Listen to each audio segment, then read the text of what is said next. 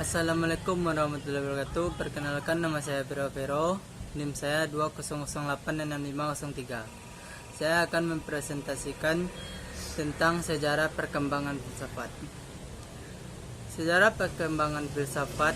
Kebudayaan manusia dewasa ini ditandai dengan perkembangan ilmu pengetahuan dan teknologi yang teramat cepat. Perkembangan ilmu pengetahuan dan teknologi ini tidak bisa dilepaskan dari peran dan pengaruh filsafat.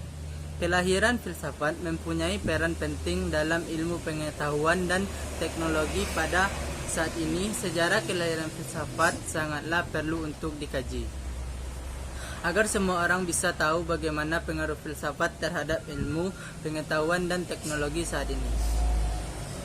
Zaman Yunani Klasik. Yunani Klasik adalah periode yang berlangsung sekitar 200 tahun, abad ke-5 dan ke-4 sebelum Masehi. Dalam sejarah Yunani, selama periode ini, banyak wilayah Yunani yang jatuh ke tangan Persia. Tetapi kemudian, wilayah-wilayah Yunani ini kembali merdeka. Yunani Klasik sangat berpengaruh terhadap Romawi dan juga menjadi landasan peradaban Barat. Zaman pra-Yunani kuno. Zaman pra-Yunani kuno dimulai sebelum abad ke-15 sebelum Masehi kuno, yaitu ketika manusia belum pernah mengenal peralatan seperti yang dipakai sekarang. Ketika itu manusia masih menggunakan peralatan yang terbuat dari batu. Zaman batu berkisar antara 4 juta tahun sampai 20.000 tahun sebelum Masehi. Sisa peradaban manusia yang ditemukan pada masa ini diantaranya sebagai berikut. 1. Alat-alat dari batu. 2. Tulang belulang hewan.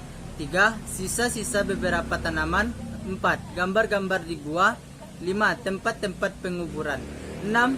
Tulang belulang manusia purba. Pada zaman ini manusia menggunakan batu sebagai peralatan karena ditemukan alat-alat yang berbentuk mirip satu sama lain. Misalnya kapak sebagai alat pemotong dan pembelah, tulang menyerupai jarum untuk menjahit.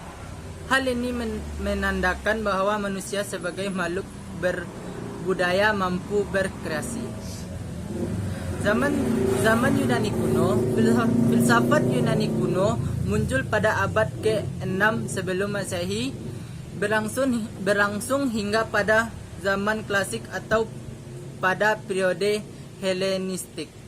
Berbagai disiplin ilmu yang termasuk filsafat, politik, etika, metafisika, ontologi, logika, biologi, retorika, dan estetika menjadi pembahasan di masa Yunani kuno. Zaman pra-Sokrates, filsuf alam. Filsafat pra-Sokrates adalah filsafat kuno dari Yunani sebelum Sokrates, termasuk sekolah kontemporer setelah Sokrates yang tidak pengaruh pemikirannya. Pada era klasik, filsuf pra-Sokrates disebut phisiologi, bahasa Yunani, bahasa Inggris, natural philosophy, dan dalam bahasa Indonesia, filsu fisik atau filsu alam. Filsafat abad pertengahan.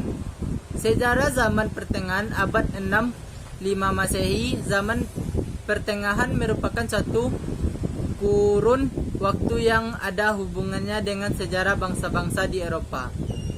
Pengertian umum tentang zaman pertengahan yang berkaitan dengan perkembangan pengetahuan ialah suatu periode panjang yang dimulai dari jatuhnya Kekaisaran Romawi Barat tahun 476 Masehi hingga timbulnya Renaissance di Italia.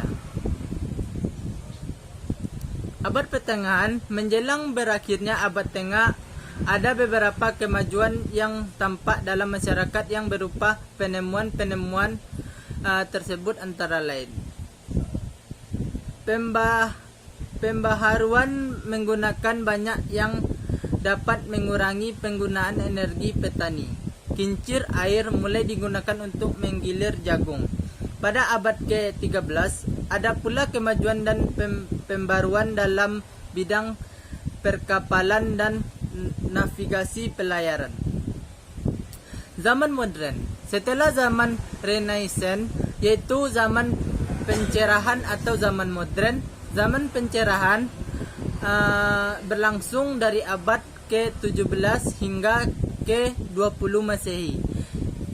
Di zaman ini terdapat peristiwa penting, yaitu revolusi di Inggris dan Prancis. Orang-orang yang hidup di zaman ini memiliki keyakinan bahwa mereka mempunyai masa depan yang cerah dan percaya berkat rasio mereka sendiri.